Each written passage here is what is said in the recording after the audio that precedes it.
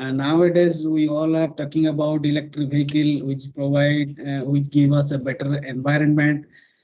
They emit fewer greenhouse gases and air polluted as compared to our petrol and diesel run vehicles.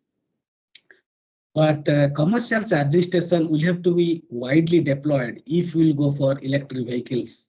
Or if electric vehicle has to compete with the conventional vehicles, then more commercial charging stations are to be deployed. But there are several issues with the design of electric vehicle charging station.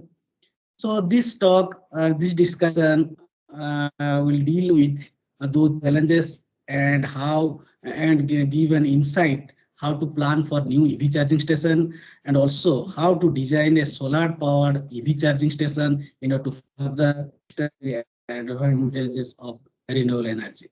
So now I request my PhD scholar Sohit to present this work. Thank you, Sohit. sir. Thank you very much.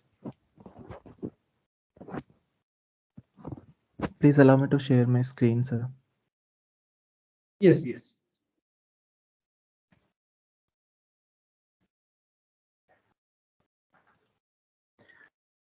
Is my screen visible? Yes, visible. Okay. Yes, it is visible. A warm good morning to each and everyone present in this session. My name is Shobhit Nankiolia. I am a PhD student in the Department of Electrical Engineering at NIT Rourkela. So today I'm going to give a talk on the planning and modeling aspect of an electric vehicle charging system. So these are the contents that I will discuss. First, I will talk about the overview of electric vehicles, typical specifications, and what are the different challenges that we face regarding that issue. Then we will discuss different charging methodologies. Thereafter, we have compared the various types of EV chargers in use today, both internationally and according to Indian standards also. Then at last, I will talk about the designing and operation of a solar powered EV charging station. So going to the next slide. So this is a general overview of this electric vehicle concept. In 2017, it was decided that we have to do away with the fossil fuel based vehicles completely and move towards electric vehicles from 2030. So it was decided in the by the Indian government. Whether the target can be achieved or not is a different question, but the fact remains that we are moving towards EVs. So that is unstoppable. They cause very less air pollution and is less noisy also than compared to conventional vehicles. But one of the major issues with electric vehicle is its range. Nowadays, EVs can travel anywhere between 50 to around several hundred kilometers in a single charge. For example, the renowned Tesla Model S, for example, can travel up to 600 kilometers also in a single charge because of its massive battery capacity. The Tesla Model S has a battery of capacity 100 kilowatt hour. But as we know that India has a road network of uh, a huge road network. So India has a road network of around 54 lakhs kilometer, and it is pretty obvious that we have to build a lot of charging stations for charging EVs, because ultimately these EV charging stations will also only help us to move towards EV. Otherwise, we won't be able to use it in our day-to-day life. So going to the next slide. Before describing this, first let me give you a brief idea related to EV and its charging. So a typical EV battery can be from few kilowatt hour to 100 kilowatt hour. Each EV consists of an onboard charger which should ideally be 11 kilowatt or more according to Indian standards. So the Indian government has decided that in future, like when the second generation electric vehicles are being developed, so the onboard charger should be of a capacity of at least 11 kilowatt. So it will be a better option for people who are switching from conventional vehicles. A Tesla Model 3 have a battery capacity of 50 kilowatt hour and has a 7.7 kilowatt onboard charger, which can charge. Uh, uh, Using that onboard charger, the Tesla Model 3 can be charged in 10 hours, whereas Tesla Model S and X have 11.5 kilowatt onboard chargers. So apart from this, there are DC superchargers also, and these DC superchargers range from around 50 kilowatt to 200 kilowatt or even more. It is a common misconception among people that we have to charge electric vehicle from 0 to 100%, and we have to charge it completely. But this is not the case. Many of the electric vehicles can reach from 0 to 50% in around 15 to 30 minutes, because nowadays batteries are being developed which can be fast charged, or which supports fast charging. So what fast charging capability does, it gives mileage in very less amount of time. Like say for example, we took a EV to a DC fast charging station, which is obviously of a higher capacity. So it will take me around 15 minutes to 30 minutes to charge it from 0 to 50%, and then I can use it effectively for my day-to-day purpose, because the complete mileage I don't need it every day. It will give the consumer enough mileage to complete his or her task, but the consumer has to go to a commercial charging station for that. Now, in this slide, Table 1 lists out the segments of EV in Indian market. So the vehicle segments we can see in Table 1, how different electric vehicles have been classified according to Indian standards. So first one is two-wheeler EV vehicles, and second one is three-wheelers, which are meant for passengers and to ship cargos, and the third one is personal electric vehicle car, which is first generation and second generation. So the second generation can be used for commercial also and for personal use also. If someone wants to purchase a EV which have a higher range, so that will be second generation EV. So the battery capacity of these different vehicle segments and the voltage levels have been also mentioned here. These respective battery capacity and voltage are also mentioned, and we can see that this two-wheeler and three-wheeler are low voltage EVs. Also, the first generation cars have battery with low voltage ratings. Now, in figure 1, we can see that there are several modes of charging an EV. So here we can see that there are 4 modes basically. This is mode 1, mode 2, mode 3, and mode 4. So what is the difference of between different modes of charging? So as shown in figure 1, mode 1 and mode 2 are applicable for connecting an EV to a standard socket outlet. So directly we can connect this EV to for charging in a standard 3-pin socket. But this is also known as dumb charging, because if we directly connect it to a socket without any control mechanism, so no communication is happening between EV and EVSC. EVSC means electric vehicle supply equipment. So anything that is supplying to an electric vehicle supplying power, so we can call it EVSC. So generally we call charging stations as EVSC, and I'll use this abbreviation throughout this talk. So yeah, so dumb charging, that is mode 1 method, this one, it directly transfers power from this power source to onboard charger, but there is nothing between these power supply unit and this onboard charger. So this is known as dumb charging, and it is not recommended because it doesn't permit any communication between EV and EVSC. In mode 2, we can see that a portable cable is used, and it has an inbuilt protection and control capability and is typically used for home charging. So we can see there is a control pilot here in this mode 2 cable.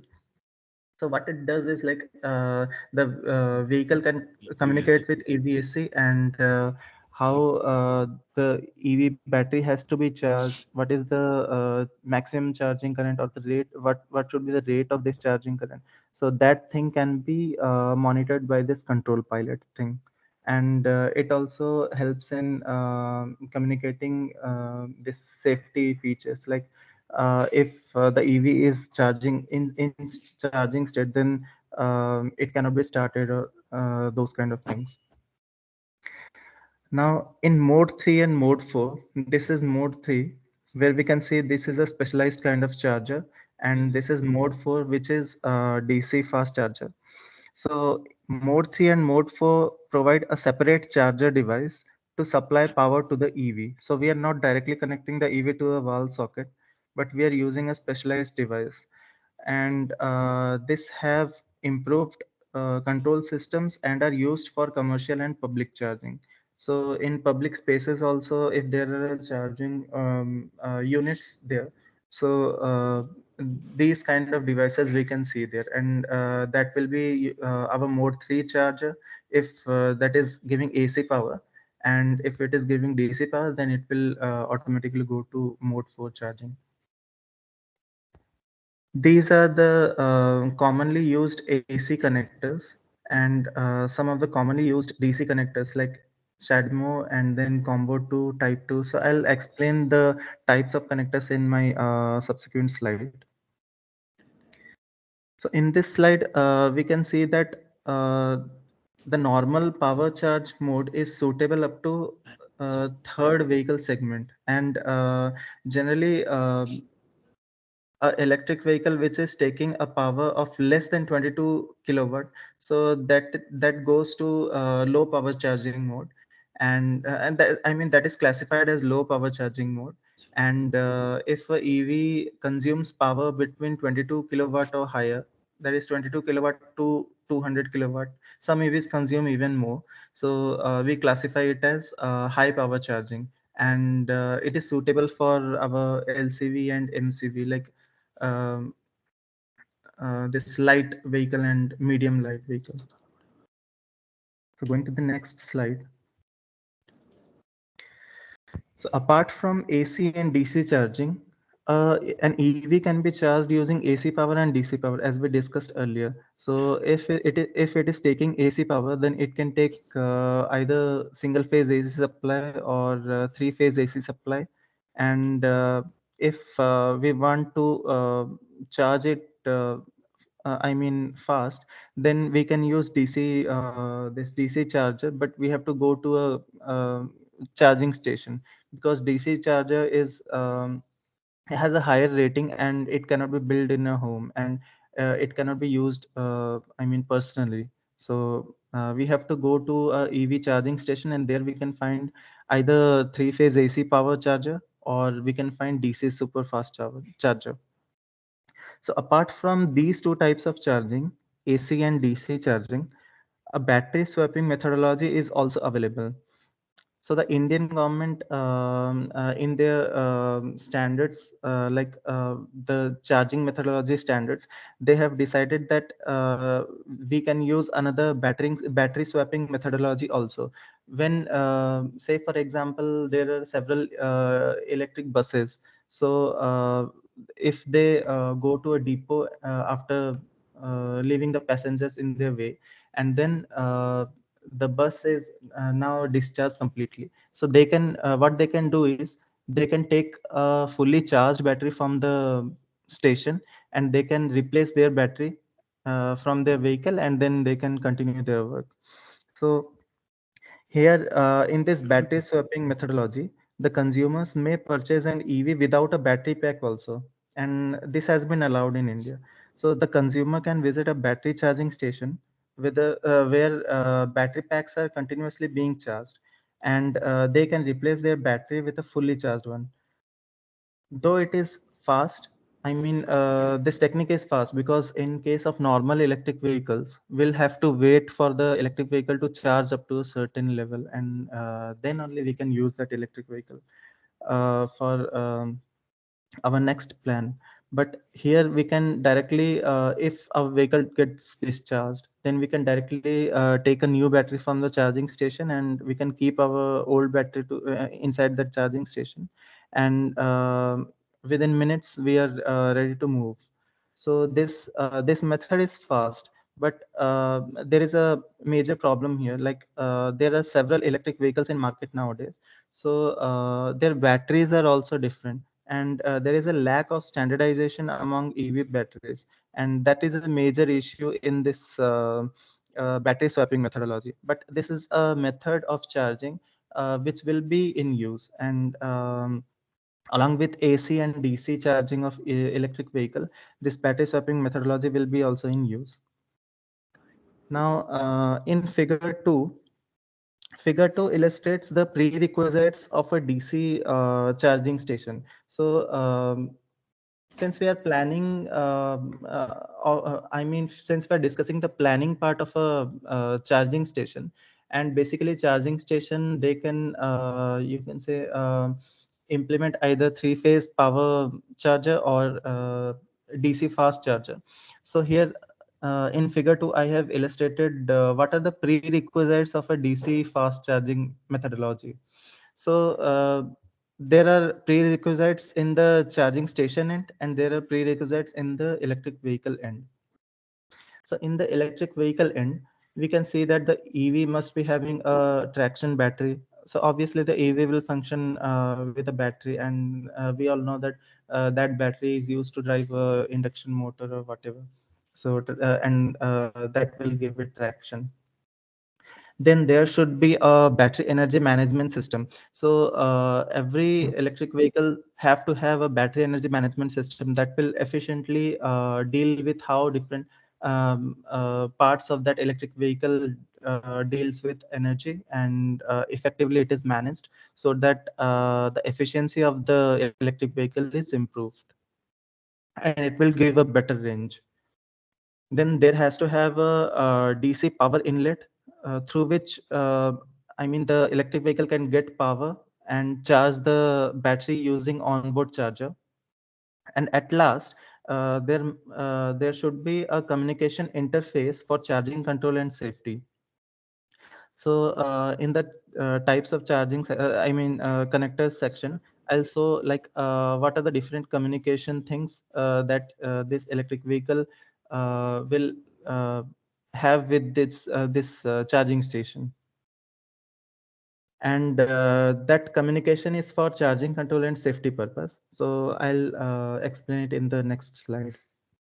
Now, at the charging station end, these are the prerequisites. So the first one is the charging station should be having a power transformer, because a charging station can be, say, for example, 50 kilowatt to 200 kilowatt. So it should be having a power transformer so that it can transform this line, the power that discoms are giving to charging stations, so it can be converted to our usable voltage levels.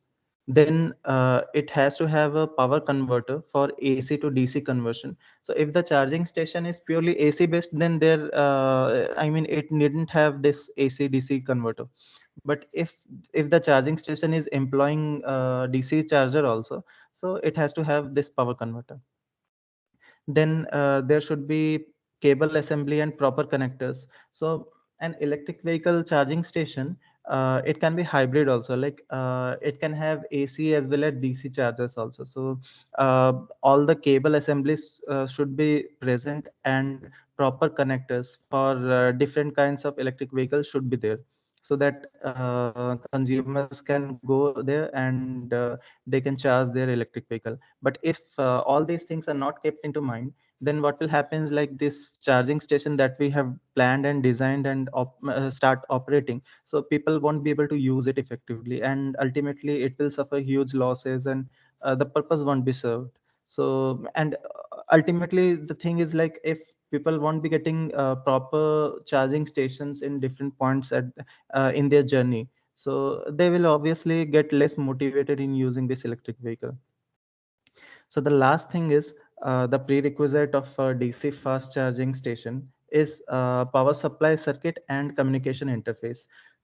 So there has to have this power supply circuit that will supply the DC power to the vehicle, and the communication interface should be there so that the EV can communicate with charging station, and there are obviously several purposes for that. Okay, so we know that now we know that easy EV can be charged using basically three different methods. First is AC charging, second one is DC charging, and this then third one is battery swapping. Then going to the next slide. So there are four types of EV charging connectors according to international standards. I mean, there are more connectors also, more connector types also, but typically there are four types of EV charging connectors which are very famous. So they are called, first one is CSS, then there is one J1772, then CHAdeMO plug, and then there is this Tesla proprietary plug. Since Tesla is a very renowned EV manufacturer, and many people are using Tesla vehicles, so they are using their own proprietary plug. Now, CSS connector is the standard in Europe, but in India, IS 17017 is the key EV charging standard.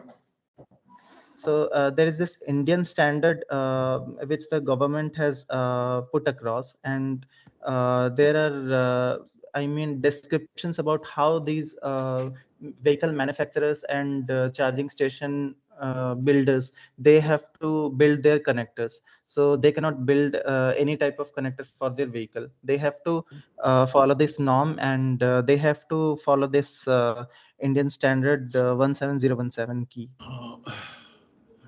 So both AC and DC EVSC, that is electric vehicle supply equipment, we can say this both AC and DC charging station. So they need to conform to the technical standards listed out in IS 17017. Basic signaling is used for safety related functions. So before explaining how these different types of connectors are communicating with the electric vehicle and power is being transferred, so first of all, let me give you an idea like why is communication necessary, and what are the different kinds of communication signal that electric vehicle is having with the charging station or the charger basically. So basic signaling between electric vehicle and charging station. So it is used for safety related functions before contacts are made live.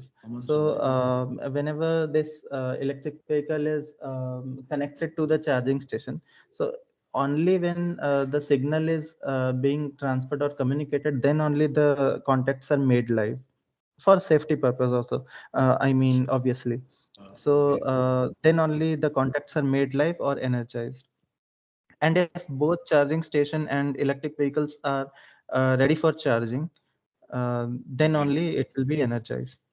Then communication take place over the signaling pins, and there are three types of basic signaling pins. So the first one is this PP. This is known as proximity pilot. This is the second one, CP, and the full form is control pilot. Okay, and the third one is PE, and this PE, and the full form is protective earth.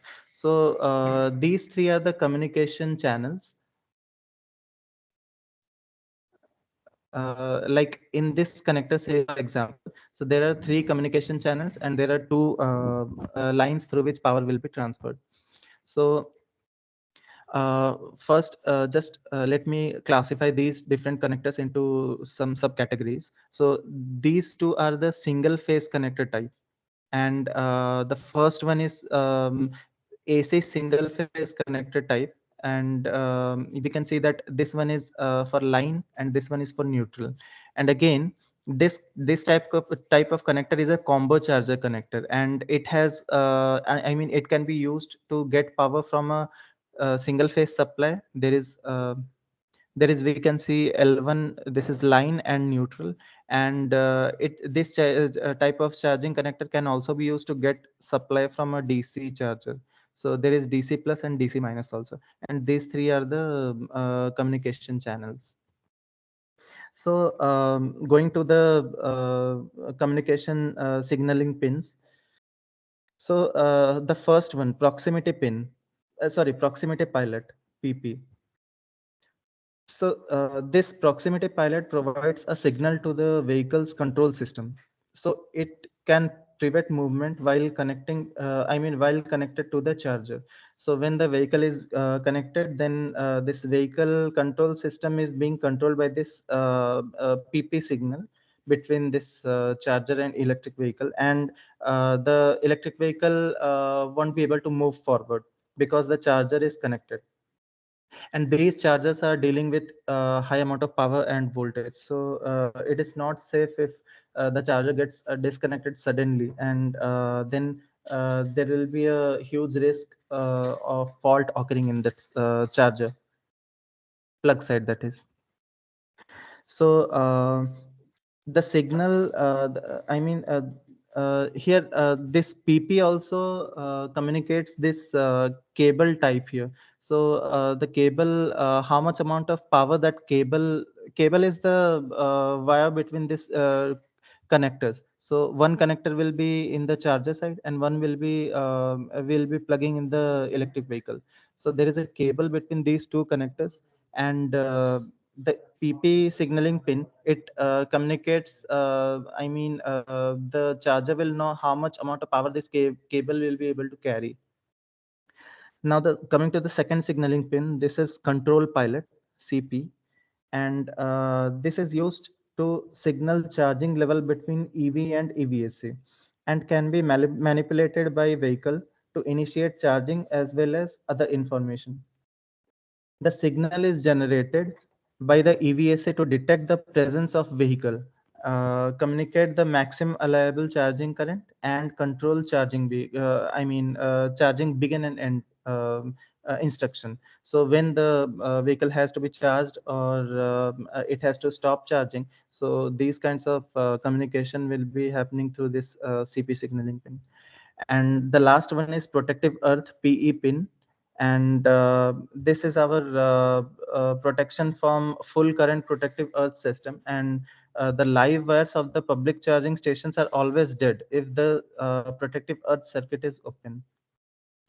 So different kinds of connectors have been shown from figure 3 to figure 8. The connectors in figure 3 and figure 4, as I said earlier, are for single phase chargers.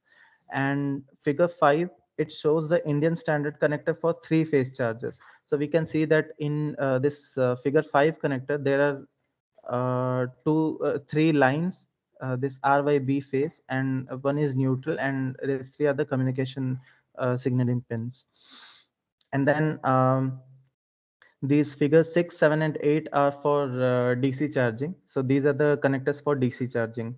And we can see that this figure 8 connector, it is having more than three signaling pins. So if the electric vehicle has to have more amount of connection, like it has to you can say communicate more data, more different types of data to the charging station, and get feedback from the charging station, then we can use this figure 8 connector. So it has around 8 signaling pins for communication, and these two are for power transfer between the charger and this electric vehicle. So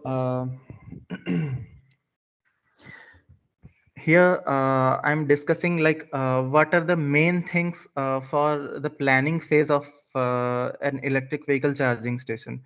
So the planning of an electric vehicle charging station is a complex task, and first, before designing or building anything, so we have to plan everything, like where we have to design this electric vehicle, what should be the rating, what should be the size, and how it should be spatially distributed, because like in a city there will be many number of electric vehicle charging stations. So where we have to put those charging stations so that public will be able to properly utilize them. So these things come into the planning thing, phase of this cons- uh, charging station design consideration. So the planning of an EV charging station is a complex task, and there are many steps involved in this process. So the first one is the first one step is to monitor the demand in a particular area. So we have to see, like, in an area how many vehicles are there, and what is the total energy demand of the all the electric vehicles in the particular area.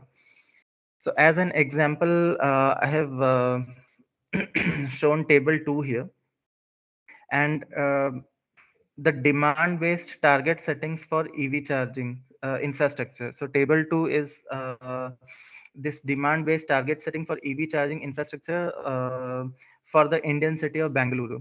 So here we can see that these are the vehicle segments, how different electric vehicles have been classified. So I've earlier in my earlier slides I've told that these are the classifications according to Indian standards. Different electric vehicles are classified into these four categories only. Then we can see this column is the annual growth rate. So how much amount of electric vehicles people are purchasing. So in the city of Bangalore, we can see that the growth rate between 2020, 25, and 30. So 2020 is the real data. It was 5.9% growth rate. So from 2020, 2019, there was a 5.9% increase in the purchase of electric vehicle of this type, two-wheeler type, um, from 2019 to 2020. Now 25 growth rate is the prediction, and it has been predicted that the growth rate in 2025 will be 10%, and then in 2030 the growth rate will be 30%. Similarly, these are the growth rates for different vehicle segments. This third column of table 2, it gives the total number of EVs that will be on the streets in 2030, and these are in lakhs. So like the two wheelers, electric vehicles of two wheeler type. So by 2030 there will be 6.12 lakhs these kind of vehicles in the street of Bangalore. Similarly, these are the number of EVs by 2030 of these kinds of EVs. Then this is the daily kilometer driven. So we are moving towards first how much EVs are there, and then we are moving towards how much energy they will be consuming. So how we can derive it. So here we are assuming that on a daily basis these different categories of EVs, they will travel these amounts of kilometers. So the first one is 40 kilometer, this one is we are assuming that if it is carrying passenger or cargo, then it will be traveling 120 kilometers per day. And this, since this is a personal car, so it will be traveling 40 kilometers, etc. And in the next column, table 2 illustrates this total daily charging demand in lakhs kilowatt hour. So this much amount of energy will be drawn by this category of vehicle, electric vehicle, um, in the year of 2030. So this is a prediction for Bangalore city. So if we the sum total of all these four values will give us the total energy demand, daily energy demand of electric vehicles in the city of Bangalore in the year 2030. And then again, number of chargers. So how many chargers will be required by 2030? So it is not the case that if this much is the energy requirement per day by electric vehicles, so we'll build our charging stations accordingly. So we have to consider some amount of utilization. Like here we have considered number of charges. These are the number of charges that we ought to have by 2030 in order to cater the consumers, EV consumers, but with 25% utilization. Why we have taken 25% is because, like, many of the consumers, they are having chargers in their homes, they're having EV chargers in their building, they're having this EV chargers in their office buildings. So I mean, these charging stations are for public use, and we have to consider that only 25% of the time people will have to charge their vehicles in this charging stations. So based on this consideration, these are the numbers of number of charging stations that are required by 2030 for the city of Bangalore. So here, similarly, total number of we saw that EVs are predicted for 2030, and this was the procedure. And after this assessment, this is the technical assessment for the planning phase. So we got to know that how much amount of how many number of charging stations will be required in a given city. So after this, this is the first stage of planning, we can say. Then after this assessment, a location based planning has to be done. So if we are considering to set up different like, say for example, through this table we got that nine, some 16 or 17,000 charging stations will be required by 2030. So it is not that we can build charging stations at any place. So we'll have to consider various factors and how these charging stations will be distributed spatially. So for that, there is a method. Say, for example, there is a city, and sorry, say for example there is a city, and it is of x square kilometers. The area of that city is x square kilometer. So first of all, we have to divide the area under planning into cells of 1 square kilometer size. And those cells can be either square or hexagonal in shape. The cell size may be bigger or smaller depending on the scale of the exercise and the disaggregation of available data. Then the next step is to identify parameters that indicate potential charging demand and collate specialized data for selected parameters using multiple sources. So through different sources, we'll be taking how these charging patterns are, like where there are more number of consumers, where I mean which route they are preferring in their day-to-day work. So that will give us which area is on demand for this charging station.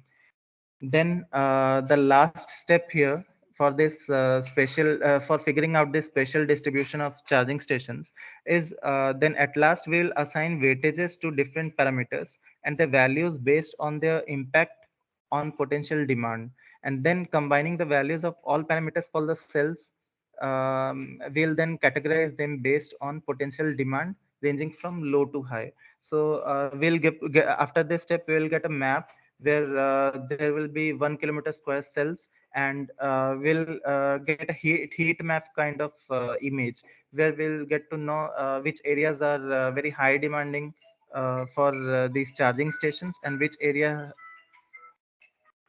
are demanding I mean which area has less demand for these charging stations.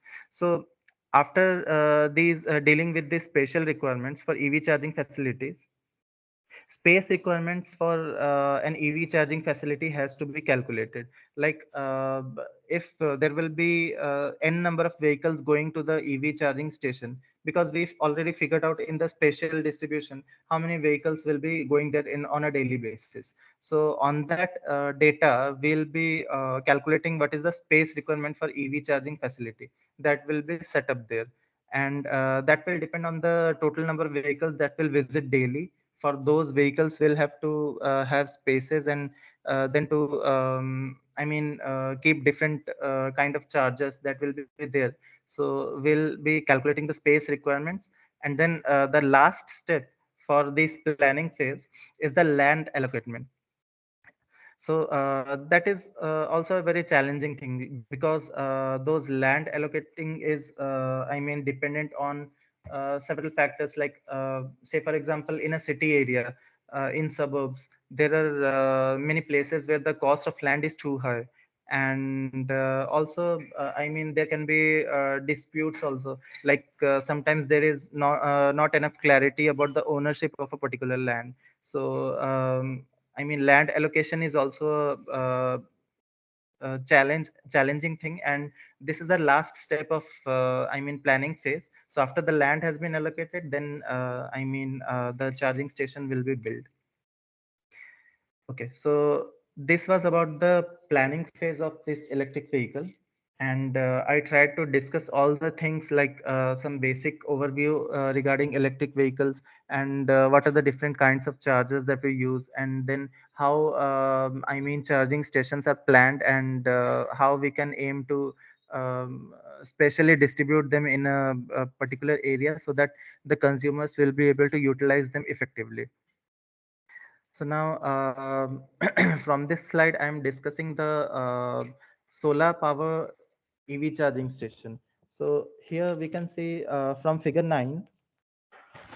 Figure 9 shows this charging station topology. So not topology exactly, but what are the different components of my charging station that I will be designing with simple controls only, just to for demonstration purpose. So these are the different components in my charging station. First one is PV array.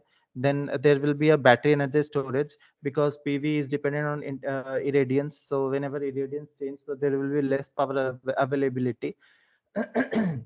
And at that time we don't want to stress the grid by drawing more power. So if we give a energy storage, that is BES in short, battery energy storage, then that will be beneficial for our charging station. Then there are electric vehicle that will go there for charging, and there is this AC grid. So when there will be I mean the amount of power available will be less, then the AC grid will be supplying power. And whenever this PV array is generating more power, then it will be able to feed power to the AC grid. So I mean using these four components, we can effectively design a EV charging station, and the energy management will be looking kind of like this. Like the PV array, it can supply power to battery energy storage. When the SOC of this battery energy storage will be less, then PV, if the PV is sufficiently generating, then it will supply power to BES in order to charge it, and this will be used at a later time. Then PV array can supply power to electric vehicle directly, and then PV array, if it is generating extra power, then it can supply power to the AC grid. Then coming to the battery energy storage, it can supply power to electric vehicle if the battery energy storage has sufficient SOC value, and PV is not generating sufficient power, then this BES can supply power to EV. And then this AC grid can supply power to electric vehicle if SOC of BES is not sufficient and PV is not generating sufficient power. Then again, AC grid can supply power to battery energy storage if these two are insufficient, we can say, in short, like this is not generating sufficient power, and the SOC of this battery is very less. So AC grid can also supply power for its charging. So overall, this kind of arrangement will be, we can say, efficiently managing the energy exchange, and our EV charging station will be functional. So for designing this EV charging station, I have used ANFIS MPPT controller to extract the maximum power from the PV array. So for PV array, I'm using this ANFIS voltage current controlled MPPT. So this is our advanced neurofuzzy inference system based voltage current controlled MPPT. So this is the diagram where this ANFIS MPPT has been designed, and we can see that first of all the two inputs of this ANFIS MPPT controller are temperature and irradiance, and there is this ANFIS system which I'll be showing you like how we develop this ANFIS system in Simulink later. then this will be giving us our voltage reference, and we'll be getting VPV from the PV array side. Through sensors we can sense this VPV, and then we can compare this V reference coming from ANFIS VI controller. In short, I'm calling it voltage current controller. So ANFIS VI controller is giving V reference, and we are just comparing it with VPV, and then the error signal will be fed to PID controller, and then again it will be compared with this IPV, and it will give us I reference, and then through this I reference we'll be getting our PWM pulse for this boost converter of PV array.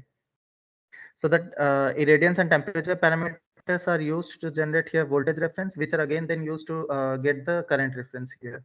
And figure 9 shows the power flow diagram, like how the power is being transferred from different components, I mean among different components in this EV charging station. Going to the next slide. So here we can see that this is the ANFIS topology. So there are two number of inputs and several layers. We can see there are 5 layers. So this layer 1 and layer 2 are for fuzzification. So these two inputs will be fuzzified, and then layer 3 3 will be our this neural network having weights, and this then layer 4 and 5 is for defuzzification. So this is the basic structure of 5-layer adaptive neurofuzzy. And the advantage of this ANFIS system, why we are using it, is that it has a fast response. The VMPP is not very much fluctuating around, not oscillatory, and the total harmonic distortion is reduced. I mean, harmonic distortion is less here using this ANFIS MPPT. So the PV models are efficiently used, and the training process of this ANFIS is also not very complex. So the neural network training algorithm will adjust the weights. Here we can see there are weights in this ANFIS topology. So based upon the inputs and output training data set will give it, the weights will be adjusted. And again, this is the ANFIS voltage current controlled MPPT for PV array. So here we can see that irradiance and temperature is going, and then V reference is being compared with VPV, and then I reference is being generated, which is compared with IPV, and then duty cycle is generated for this boost converter. Going to the next slide. So this is our overall block diagram of solar powered EV charging station that we have designed. And we can see that there are four, I mean, basic parts of this charging station.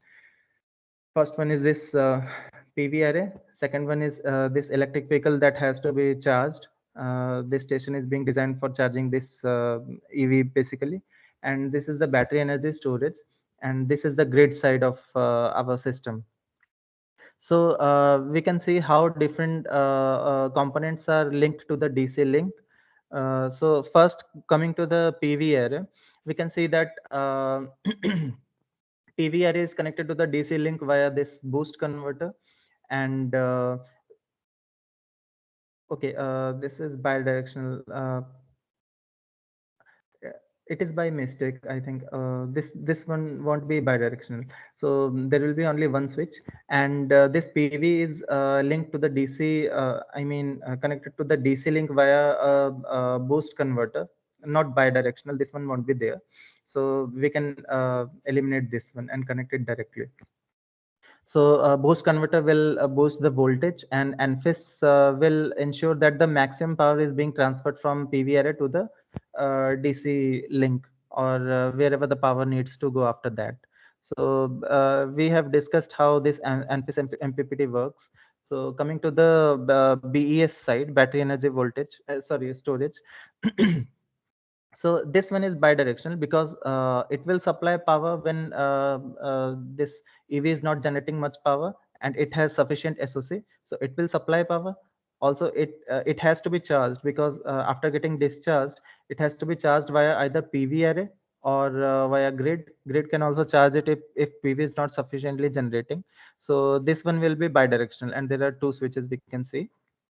And we are supplying two gate pulses, one through the NOT gate, and the pulse is being generated by comparing this simple VDC reference with VDC. VDC is the voltage measured here, and VDC reference, here I have fixed 500 volt for my design. So here I have used 500 volt, and VDC is the measured voltage. So through PI controller, simply I have used here and compared and generated the pulse for this switches. Then again, this EV, electric vehicle battery, it can be modeled as a battery. So this is connected this is connected via this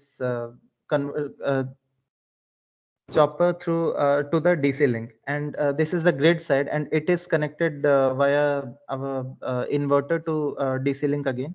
So we can see that this is the LCL filter, and this is the IGBT that will convert AC power to DC power. And if the EV is supplying or battery is supplying, this is a large capacity battery, so this can also supply to the grid whenever the SOC is sufficiently high. So we have designed it like that. So this is bidirectional, obviously, and this is the control of this inverter. And the overall energy management scheme is employed here, we can say. So what inputs it is taking? So we are taking PPV, that is power produced by the PV at any instant. Then we are taking the SOC of the EV. Sorry, this will be SOC of this BES. So we are taking power generated by PV, and then this BES SOC we are taking as input. We are feeding it to this neural network, and we'll train it, and I'll show how we have to train it. And then we are giving it to this alpha beta 0 to DQ0 transformation. And then again, this IG grid current is also going through this transformation, and then we are comparing it, and again this DQ0 to alpha beta naught transformation will give us the gate pulse. So how the power flow will take place, and how different things are controlled, so that will be through this neural network training. Okay, so in this slide, since there are four different components of my charging station, so for modeling the solar based EV charging station, I have taken a 2 kilowatt PV array which has VMPP of around 250 volt. So that was a string, and I used 8 PV in a string. The current at MPP is around 8.15 ampere. Coming to the battery side, a battery energy storage of 240 volt, 40 ampere hour has been used. And this 240 volt, it is made up of 20 12 volt batteries. Then an EV battery of 7 ampere hour I have used here, and it is connected to the charging station. Then the grid voltage is 230 volt at the rate 50 hertz. So standard AC supply, single phase AC supply. VDC I have kept 500 here, 500 volt. And then for observing the results, so I have varied this irradiance here. Temperature I have kept constant, and I have changed the irradiance at different intervals of time. So I'll show you in the uh, simulation results, so when the irradiance is changing. Okay, so this one is the training data for ANFIS, and this one is the training data for our this energy management system. So coming to the previous slide, this is the training data set for ANFIS MPPT controller. So the input to the ANFIS controller was our, this is ANFIS controller. The input is our IPV and irradiance and temperature. So it is taking irradiance and temperature, and it is generating, first it is generating V reference. So V reference is nothing but we are comparing it to VPV, which will be VMPP. So in short, the training data that we will be giving to ANFIS controller is different irradiance values, And then this red is the temperature curve, different variations in temperature, and the corresponding VMPP at those conditions. So I got this training data from different method altogether, and then I'm using this training data because I know that these training data, these three observations are confirmatory to each other. So I'll be using this training data to train my ANFIS MPPT controller. Then coming to the training data of this energy management, I mean the inverter control. So here also we can see that the training data consists of the inverter is taking, I told you like it was taking SOC of BES. I've written wrong, like I've written SOC of EV, but it was SOC of BES. So battery energy storage SOC it is taking as input, and then power produced by the PV is it is taking it as input. So these are the variations, and these are the data set that I obtained, and I'll be using this data set to train my neural network. So I'll explain how we'll train the different ANFIS MPPT controller and this neural network for our energy management, for giving gate pulse to the inverter, grid inverter. Okay, so let me go to Simulink. So we can see this is my model, and it has 4 parts as I told you earlier. So this is the battery energy storage. This is my EV battery connected through this boost converter, and this is my PV array. And then my grid is connected to the DC link using this IGBT inverter, and this is the controller for this IGBT inverter. So it is taking, let me zoom it. It is taking SOC of this battery energy storage, and it is taking power from the PV array, and the basic control is being done by this neural network. Again,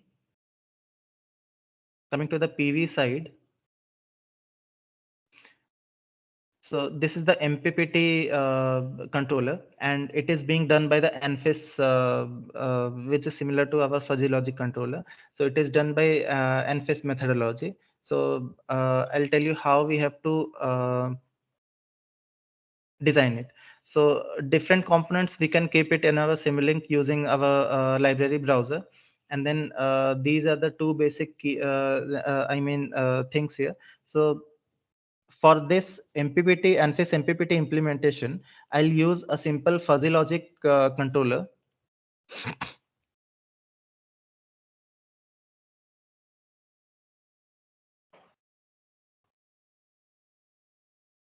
Okay, so fuzzy logic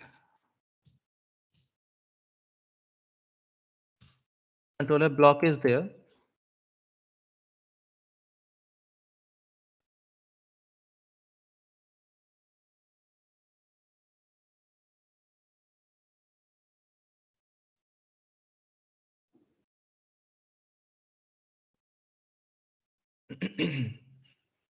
So this is our fuzzy logic controller, and we can see that by double clicking it, it goes to its property block parameters, that is. And here we have to give a file, FIS file. Okay, so how we will get that FIS file? So we can get it by training our data. So here I have taken my data for PV. So this training data I'm talking about. So this is the irradiance temperature, the red curve, and this yellow curve, VMPP, corresponding VMPP. So this is the overall data set that that I'll be using to train my ANFIS MPPT.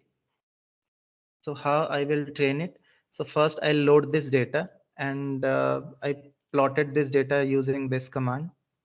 So this is the data that I got. Plot of this data. Then I will use ANFIS edit.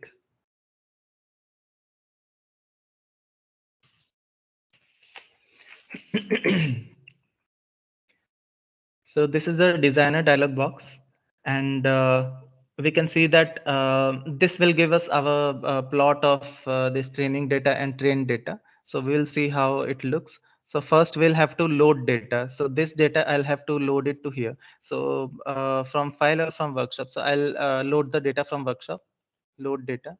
It is asking me to input the variable name. So since my Which are the data here? Hello. yeah. Which are the data are to be loaded? That is uh, Yes, irradiation ma'am. or temperature or the Ma'am, how many ma'am, number of charging station? ma'am, all the three data, because we can see, you can see, ma'am, this is 1000 cross 3 double. So here, all the three data are present. I'm plotting it once again. So this is the data set, and this is the irradiance value. This is the our temperature value, red one, and this yellow curve is this VMPP, corresponding VMPP. So you can, first of all, you can use any method to I mean run your system. And even if the system is not working properly, I mean it is just giving satisfactory response, I mean the simulation results are just satisfactory, using any method you can do. Then you can take these data set from that system, and then you can design your ANFIS MPPT. So this is the data that I got.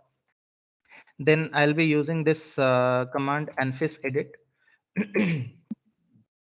Here I'm loading this data from workspace, because I've already opened it in my workspace. So load data.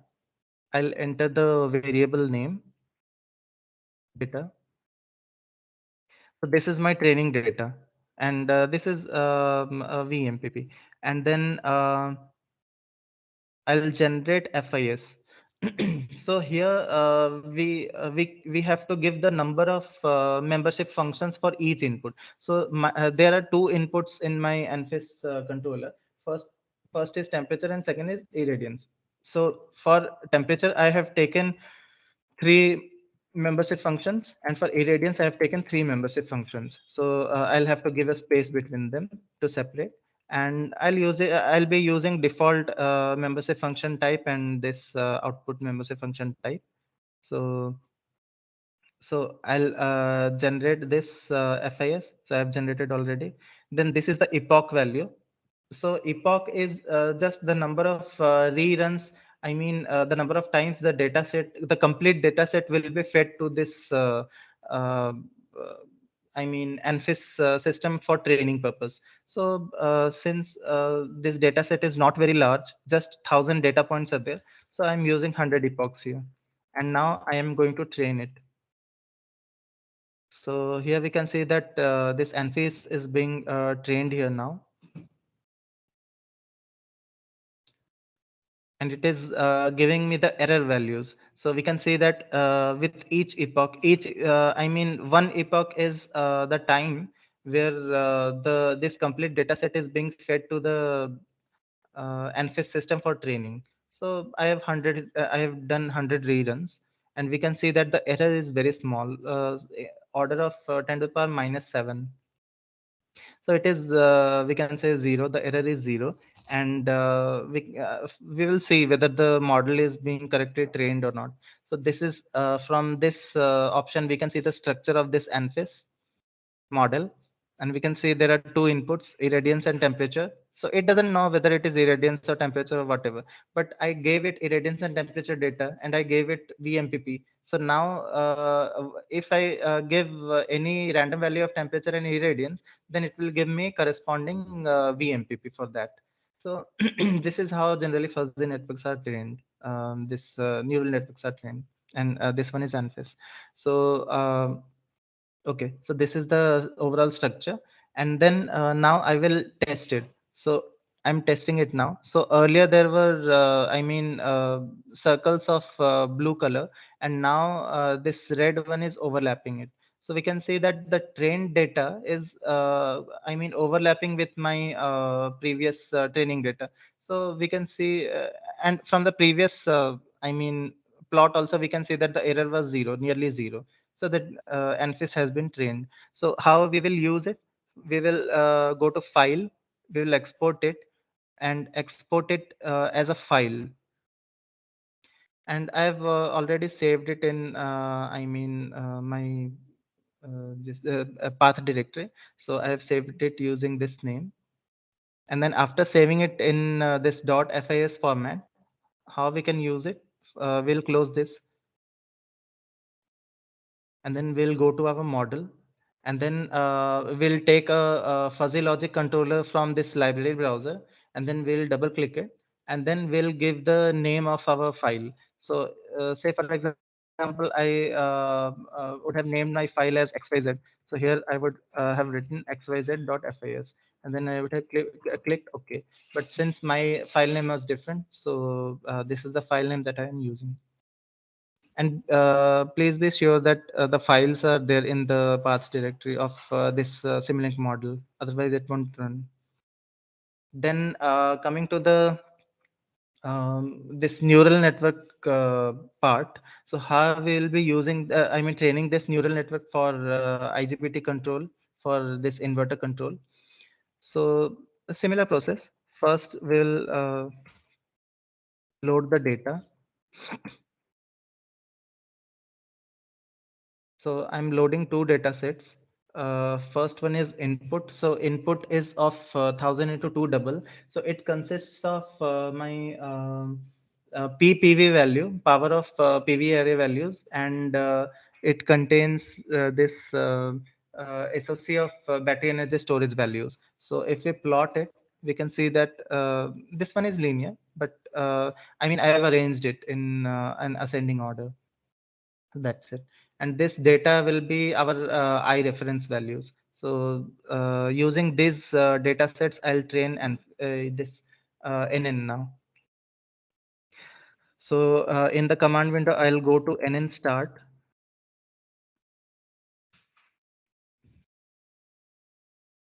Training this neural network. Then from here, I'll go to fitting. This will open the neural network fitting app.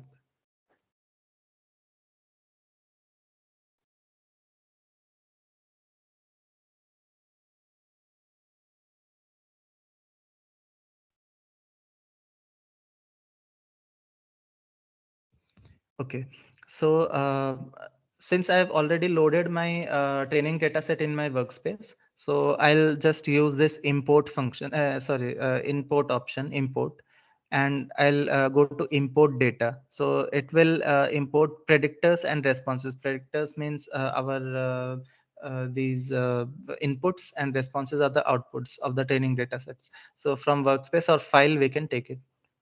So I clicked it. Then in this dialog box, predictors are the input dataset. So I'll go to input. This is 1000 into 2 double that I showed. And then this is the responses. So this is our data. That is this current reference values. So now my observations are in rows, because when I click, say for example, I went here and I opened this input. So I can see that the PPV value and my SOC value are in row. This is the PPP value and the corresponding SOC value is in the same row. So here my data has been arranged in row wise. So okay, so I'll go to rows, then okay.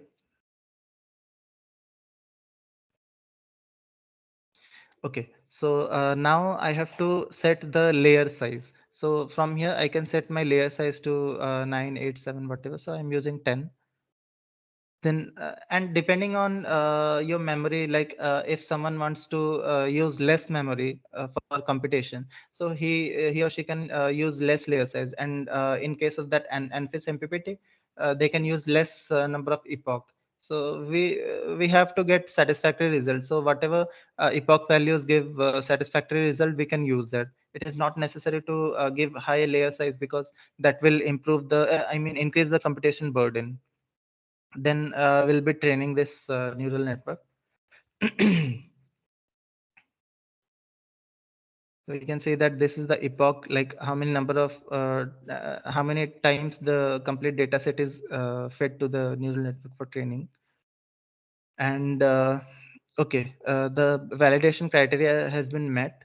We can see the performance here using this plot function.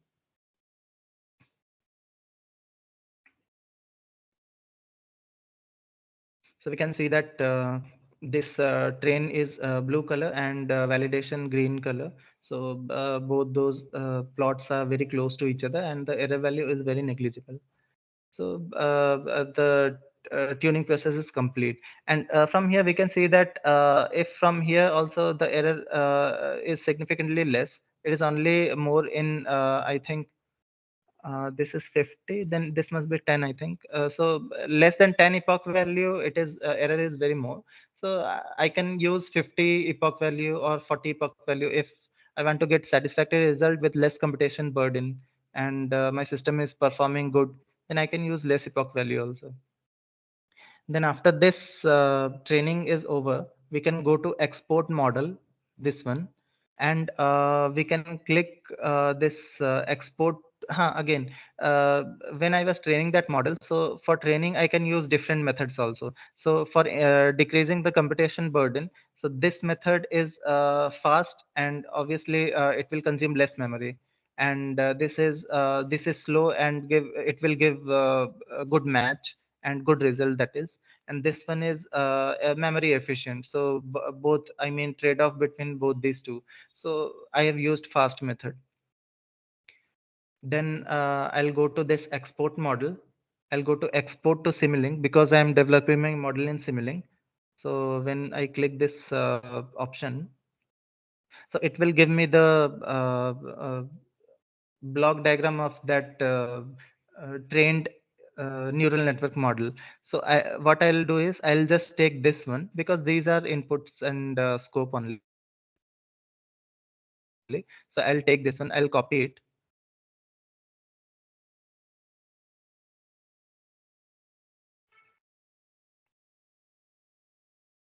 and I'll go to my main model, and I will just paste it here. And I've already done it. So this is the block diagram that I got from that nstart command. So after this design process is over, and here I have selected the stop time as 1.8 second. So I will be running this model for just 1.8 second.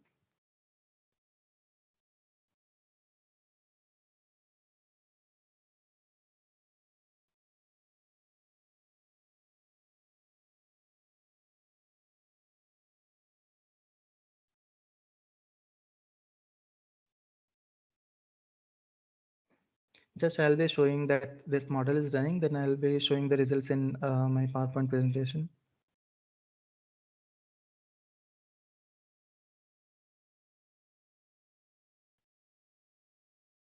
Okay. So regarding this ANFIS MPPT, so I'll go to this scope. So it is showing VPV, IPV, and PPV, and the model is generally running from 0.1 second. Because for the inverter control, I'm using the signal from 0.1 second for marking my beginning. For distinction of the beginning of my Simulink and the control methodology usage. So so this is VPV, and okay.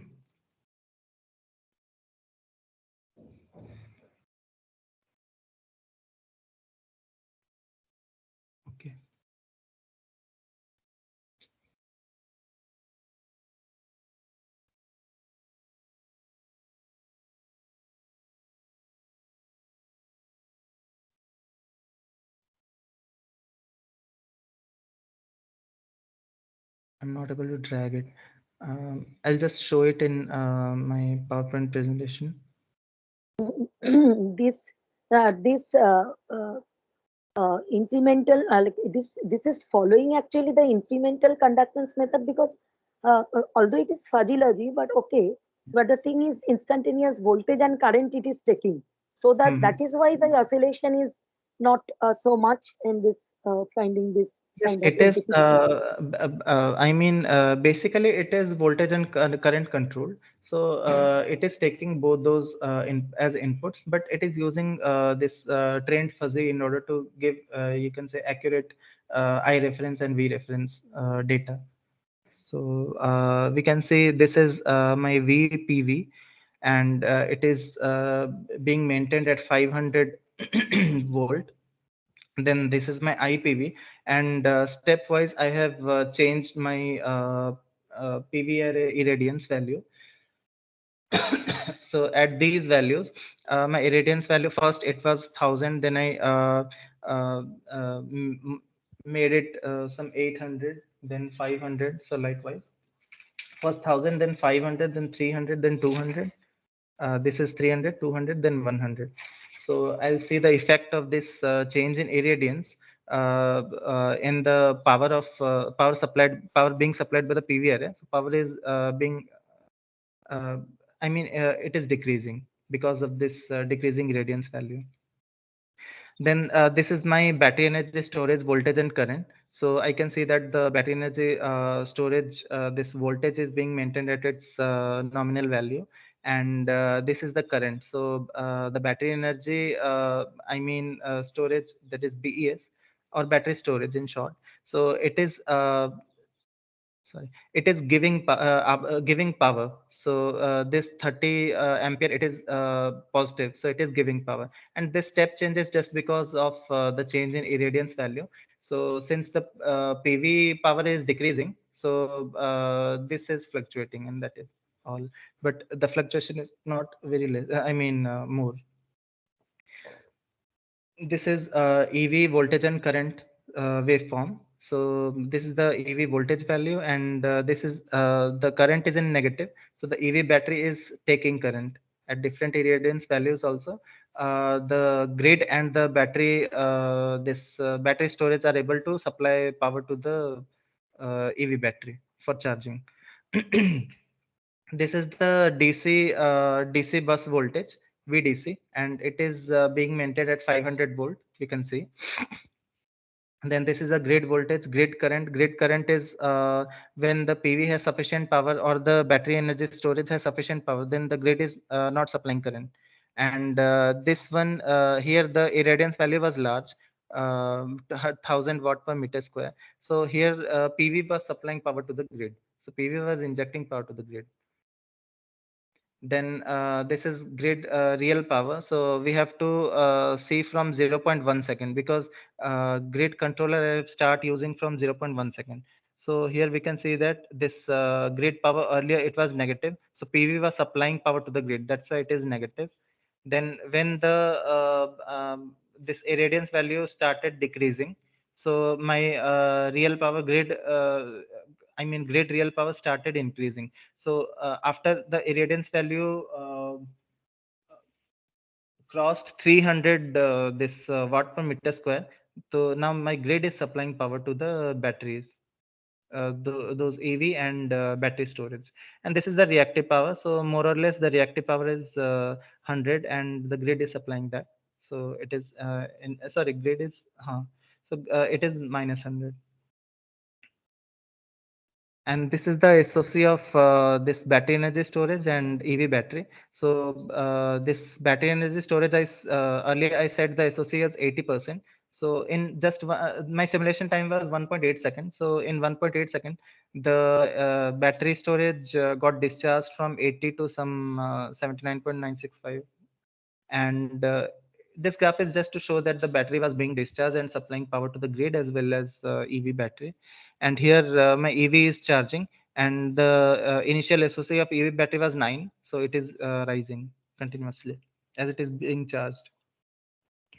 So these were the results, and these are my references. So I discussed the planning thing, like the planning considerations of solar based not solar, in general EV charging stations, and then I tried to demonstrate the designing part of solar based EV charging station.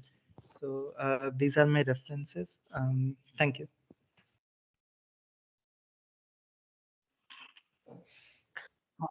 Very good presentation from Shobhit, from the end of Thank you, Shobhit. sir. So any queries from the participation in? Any queries from participant in? May I ask some, although it is a kind of query, but because we are Yes, not ma'am. in this field, but some maybe silly questions we are asking.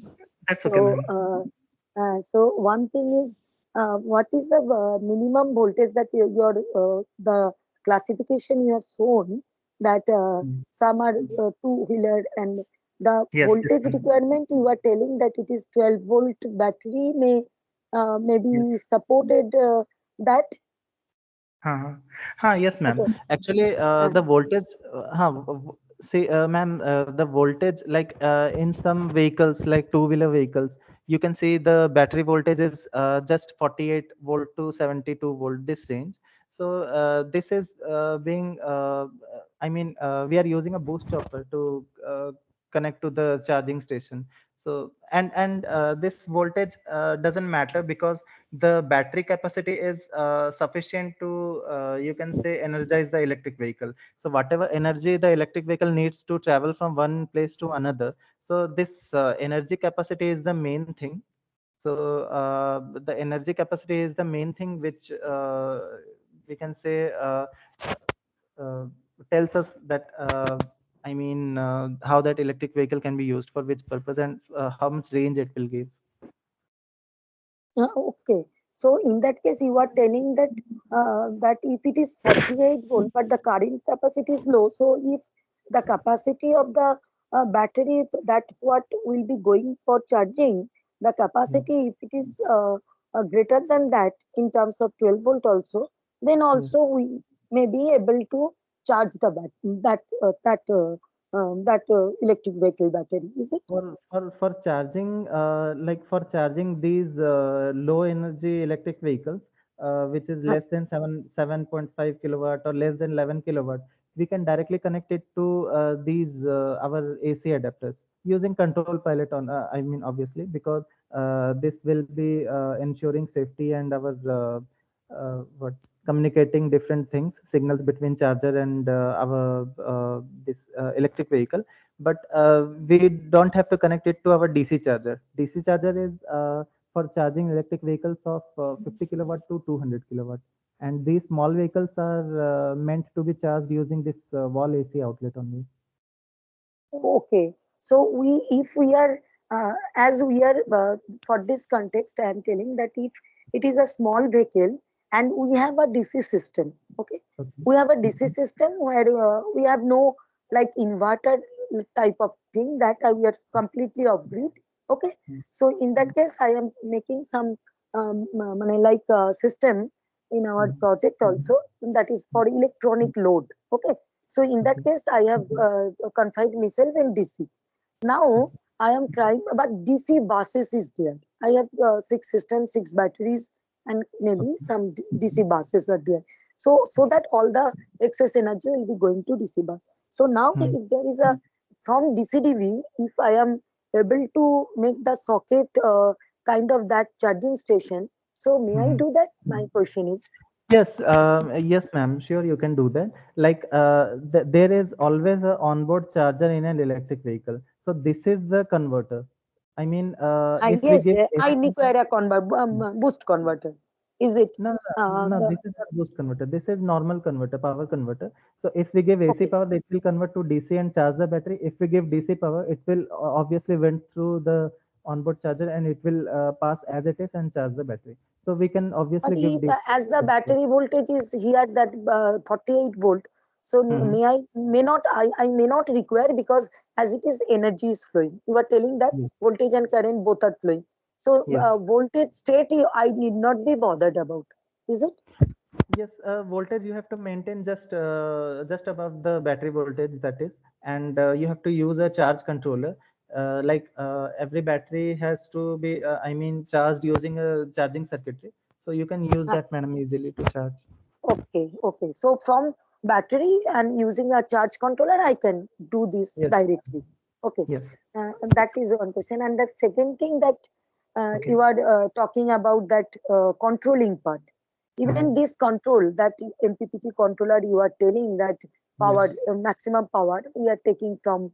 So if one controller I am using, and if that controller is your controller that you are using fuzzy system neural Yes. network, so in that case, is it some taking some decision whether it is going to from battery to charge the electric vehicle, or from the No. grid to the electrical vehicle?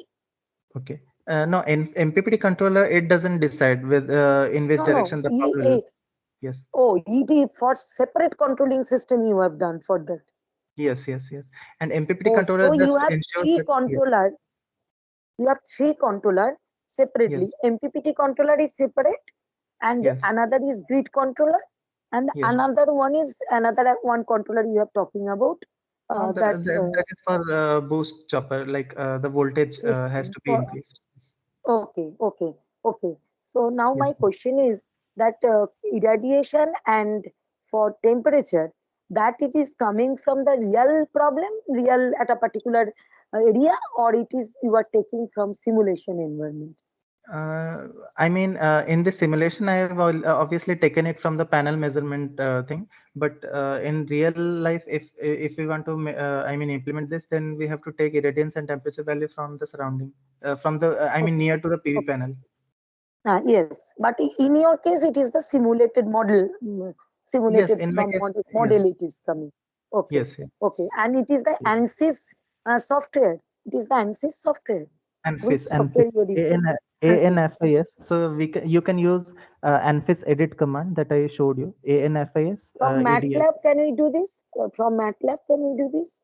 No. Yes, from MATLAB, you're just training it, and if you need to write a program, then that will be very lengthy, because if you are using real life components like PV panel and all those things, so in MATLAB, if you write a program, then that will not cover all the cases, and you can just take simple values, and it will be not visibly effective to know the performance of the system. So Okay, it it will is be better if you ANSYS. make a Simulink. Yes. Okay, okay, it is ANSYS Simulink, or it is MATLAB Simulink, and then you are exporting it to the ANSYS software. Ma'am, this is MATLAB Simulink. And this ANFIS edit is not a software, but it is a firmware, we can say. Like in the command window, MATLAB has many functions. So in the command Okay, it window, is under MATLAB. yes, it is under MATLAB. Inside MATLAB, it is a function, you can say, through which we can train our fuzzy networks. That I have understood, but that Yes. joining of the two, that means that read control and the new training part you are taking from MATLAB. Now Yes. the Training. grid Yes. control and this electric vehicle charging, that Yes. part, so that part you are doing by using ANSYS editor. ANFIS editor. I'm taking this. MPPT controller. I'm training using that ANFIS edit command, and I'm saving it to this FIS file. And in this fuzzy logic controller block that I took from this library browser, I can just simply double click it and use the file name in which I stored that FIS data. Okay, okay. So Yes. this ANSYS editor is where it will be separate tool, or it is under MATLAB? It is a tool under MATLAB. So in MATLAB, if you go to command window, and here, see, ma'am, I have written ANFIS edit, and if I click enter, Okay. then this window will open by itself. So this is a small program inside MATLAB only. Okay. That is the interactive window that Ah, they are telling sometimes. That is yes, that type and of. yes, this is interactive, and you can use commands also. If you have data, you can use commands also in order to train neural network. So this is not 100% necessary, but it is very interactive and easy to use. Okay. Thank you. Thank you so much, Thank you. because you have elaborated so nicely that we are from the different field also. We are Mhm. getting something. Okay, thank you. The previous one also very good, but as at the time of completion, I was called by someone in meeting, Okay. so that is why I cannot ask. But that was also good, and it is Okay. really workshop is too good that we are really getting some knowledges from your lectures Thank you, ma'am. from the different field also. We Thank are you. on. Okay. Thank you. Thank you, ma'am. Thank you, Shobhit. Okay, Thank you, for sir. your beautiful presentation. Thank So you, sir, for now, giving me this. yes, okay. So actually, our another